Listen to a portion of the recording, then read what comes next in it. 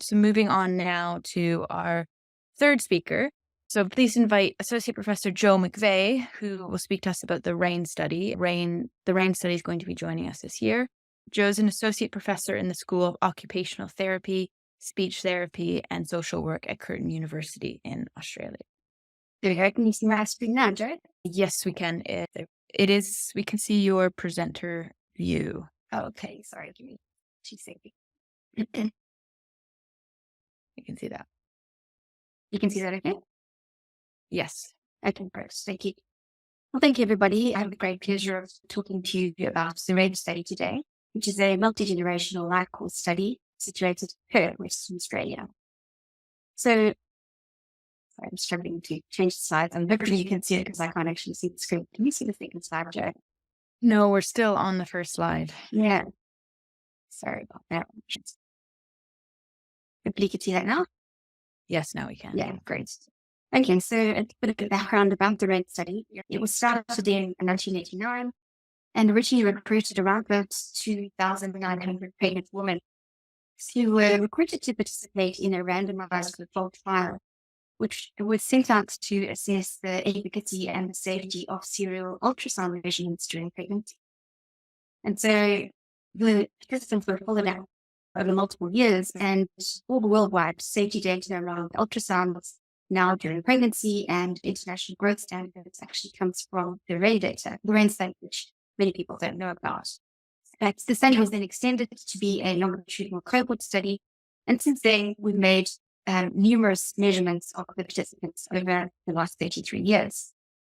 So this is just a snapshot of some of the measurements that we've been able to make in the RAIN cohort study. And just to take you to the naming of the generation 2 are what we know as the index participants. So they were the original RAIN babies, and they are the most richly characterized participants within the RAIN study. So as you can see from this table, we've been able to make really detailed measurements of the critical developmental parts, including infancy, childhood, adolescence, and adulthood. And obviously of interest to this audience are the measurements that we've been able to make around sleep and activity.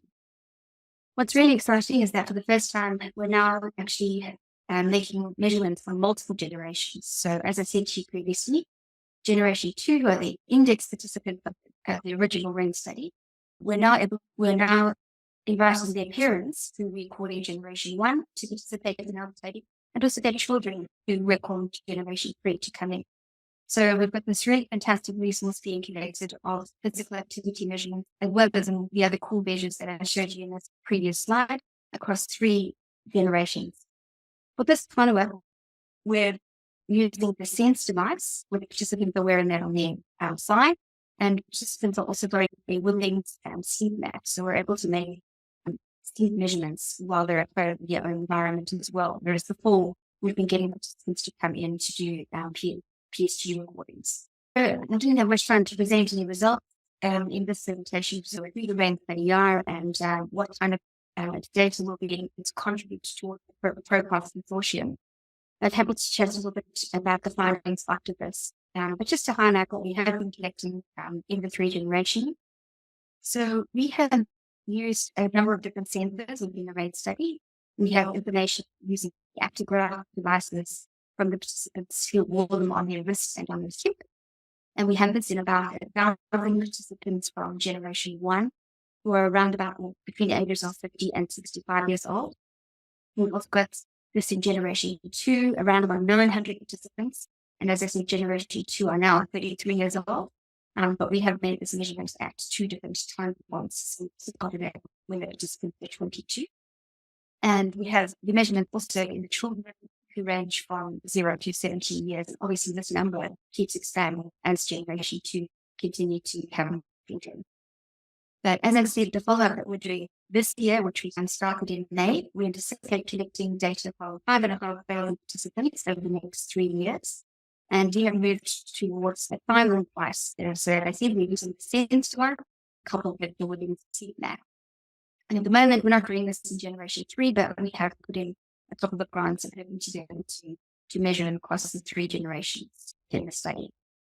So there's some key things that we're interested in terms of activity and sedentary behavior. we're particularly interested in the interactions between movement and non-movement behaviors to collectively impact health.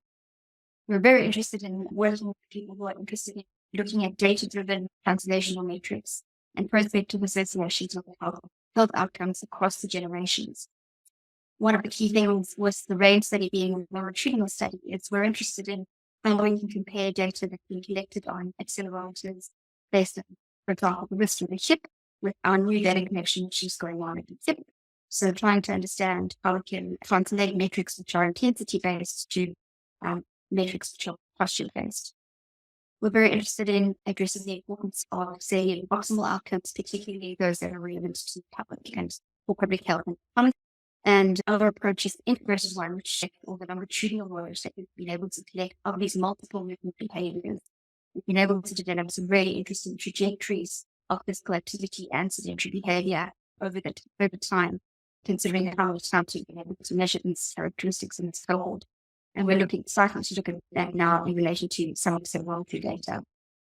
So that's a little example. I'm very happy to take any questions and talk about some of our results that we found from the study. Thank you. Great. Thanks, Jo. As we wait for some questions to come through in the chat, I wondered whether you have analyzed any intergenerational trends in physical activity, sedentary behavior, or sleep. And if not, if you have any plans to do so. Yeah, definitely. We haven't looked at any intergenerational trends as yet, but we have looked at the two generations separately. So we're able to, that absolutely on the cards. That's something we're very interested in, especially the fact that we've got the third generation coming on board with that. But just from the, I suppose, cross-sectional associations that we've been able to look at, our generation one participants who are, and I said around about 50 to 65 years of age, are an incredibly healthy cohort and very different to the cohort that Lisa just presented, actually. So I think it'd be very interesting to compare participants from Australia versus South Africa, for example, whereas they were very healthy and had over 60% of their meeting physical activity recommendations, very low incidence of cardiometabolic disease. Whereas, in other cohorts, parts of the world, was might not be the case. So in terms of their physical activity, that was very interesting. And we saw that in their children as well in generation two. We haven't been able to look at any intergenerational associations per se yet, taking on the cards.